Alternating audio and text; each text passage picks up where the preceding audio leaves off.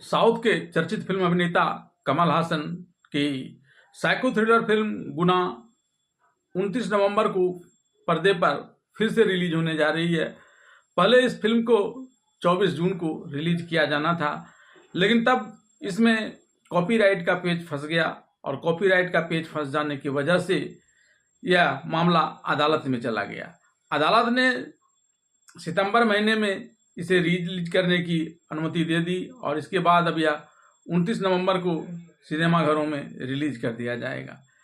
अपने इस अनोखे साइको थ्रिलर कथानक और अभिनय के लिए इस फिल्म में कमल हासन सहित अन्य स्टार को कई प्रकार के पुरस्कारों से नवाजा गया। इस फिल्म को भी तमिलनाडु का श्रेष्ठ फिल्म पुरस्कार के साथ साथ प्रसिद्ध फिल्म फेयर पुरस्कार और कई अन्य पुरस्कार भी मिले। इसमें अपने एक अलग ही अंदाज में साइको थ्रिलर कहानी लिखी गई है और इसे पर्दे पर बखूबी उतारा गया है। आइए जानते हैं इस फिल्म को लेकर। गुना फिल्म पहले 5 नवंबर 1991 को दिवाली के दिन रिलीज हुई थी। इस फिल्म में अभिनय के लिए कमल हासन और बाकी एक्टर्स की एक्टिंग के लिए बहुत तारीफ भी की गई थी। इस फिल्म को संतान भारती ने डायरेक्ट किया था और इसका म्यूजिक इलैयाराजा ने दिया था। अपने अनोखे विषय और अभिनय के लिए समीक्षकों द्वारा इस फिल्म को काफ़ी सराहा गया था। इस फिल्म ने तमिलनाडु राज्य फिल्म पुरस्कार, 1 फिल्म फेयर पुरस्कार और 2 सिनेमा एक्सप्रेस पुरस्कार जीते थे।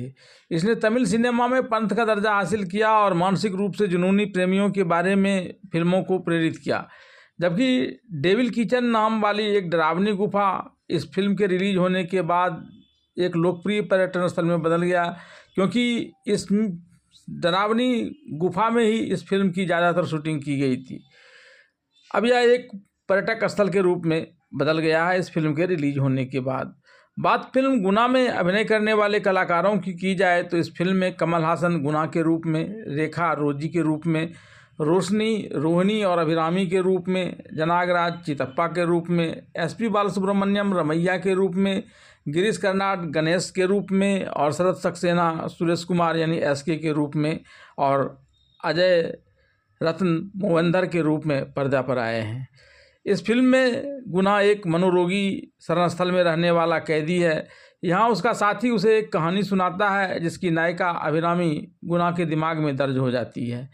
वह विश्वास करता है और सपने देखता है कि वह देवी अभिरामी का अवतार है जो पूर्णिमा के दिन उससे शादी करेगी। उसके मनोवैज्ञानिक परीक्षण के बाद उसके मनोचिकित्सक गणेश ने उसकी रिहाई की मंजूरी दे दी, लेकिन गुना अभिरामी की तलाश जारी रखता है। उसके पिता द्वारा माता को छोड़ दिए जाने के बाद उसकी माँ मनोगमनी एक वेश्यालय चलाती है और उसका देवर, जिसे चितप्पा के नाम से जाना जाता है, उसका सहायक है। वेश्यालय की लड़कियों में से एक रोजी गुना से प्यार करती है और उससे शादी करना चाहती है, लेकिन गुना इसके लिए तैयार नहीं होता है। गुना ताला तोड़ने में माहिर है और चितप्पा चोरी के लिए नियमित रूप से उसकी सहायता लेता है। मनोगमनी ने बकाया किराए का भुगतान करने के लिए चितप्पा पास के मंदिर में एक हुंडी का ताला तोड़ने का फैसला करता है। जब वह गुना को रिहर्सल के लिए ले जाता है तो गुना मंदिर में एक अमीर उत्तराधिकारी को देखता है। चूँकि उसकी शारीरिक विशेषताएं अभिरामी से मिलती है जैसा कि गुना ने कल्पना की थी, वह उसके पास जाता है और मुस्कुराते हुए वह उसे मिठाइयाँ देती है। इससे उसे एक सुखद अनुभव होता है और उसे यकीन हो जाता है कि वही अभिरामी है। डकैती के तय दिन पर चितप्पा, गुना और उसके आदमी मंदिर पहुंचते हैं। गुना सुरक्षित कमरे का ताला खोलता है और चितप्पा के आदमियों को अंदर जाने देता है। उत्तराधिकारी को फिर से वहां देखकर वह उसके पीछे पड़ जाता है और गलती से चितप्पा के आदमियों को अंदर बंद कर देता है। वे उत्तराधिकारी के आदमियों के द्वारा पकड़े जाते हैं, लेकिन फिर भी कुछ गहने लेकर वह वहां से उत्तराधिकारी के साथ भागने में सफल हो जाता है। कार में वो भागता है। कार के दुर्घटनाग्रस्त होने पर उसमें से एक की मौत हो जाती है। घायल बचा व्यक्ति कार को जब्त कर लेता है और उसे चलाने लगता है, जिसमें गुना भी शामिल हो जाता है। घायल व्यक्ति की भी मृत्यु हो जाती है और कार समुद्र में गिर जाती है। सीबीआई के अधिकारी रमैया उत्तराधिकारी के लापता होने की जांच करने के लिए युवक सुरेश कुमार को सूचित करता है। उत्तराधिकारी के गहनों को डूबने से बाद गुना उन्हें अपने घर ले जाता है। जमींदार इस्माइल उत्तराधिकारी की सुरक्षित वापसी के लिए एक समाचार पत्र में वित्तीय इनाम रखता है। उसके गुंडे उसे एक नई वेश्या समझते हैं जिसे बिना रिश्वत दिए लाया गया है और वे गुना से लड़ते हैं। उसे बचाने के लिए गुना उसे एक पहाड़ी की चोटी पर एक जीर्ण शीर्ण गुफा वाले चर्च में ले जाता है और उसे अभिरामी कहकर संबोधित करता है। उत्तराधिकारी गुना से उसके अजीब स्वभाव के कारण नफरत करती है और भागने की कोशिश करती है, लेकिन हर बार वह असफल हो जाती है। चितप्पा की मदद से एसके और इस्माइल चर्च पहुंचते हैं। एसके के उत्तराधिकारी, जिसका असली नाम रोहनी है, को खाली कागजों पर हस्ताक्षर करने के लिए मजबूर करता है ताकि वह उसकी सारी संपत्ति हड़प सके।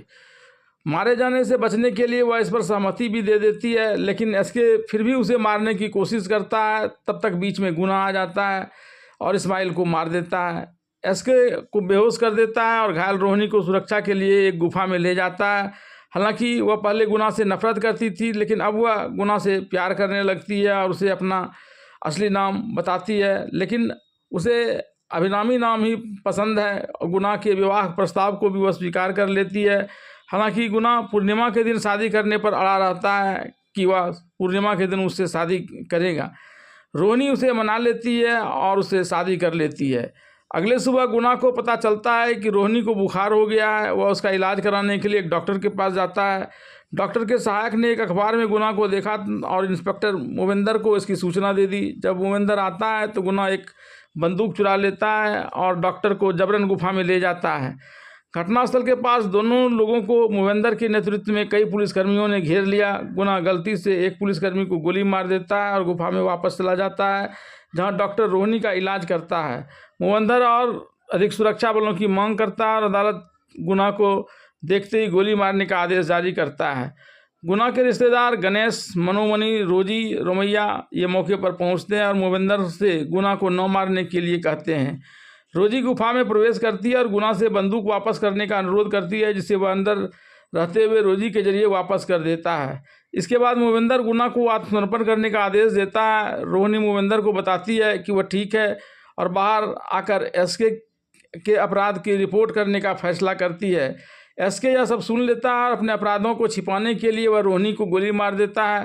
क्रोधित होकर गुना उसे भी मार देता है। जब गुना वापस आता है तो रोहिणी उसे वहां से दम तोड़ देती हुई मिलती है। इसके बाद गुना गुस्से में अपने परिजनों से कहता है कि इंसान अभिराम के प्रति उसके प्यार को नहीं समझ सकता और रोहिणी की लाश के साथ ही चट्टान से कूद जाता है और तब पूर्णिमा की चांद निकलती है।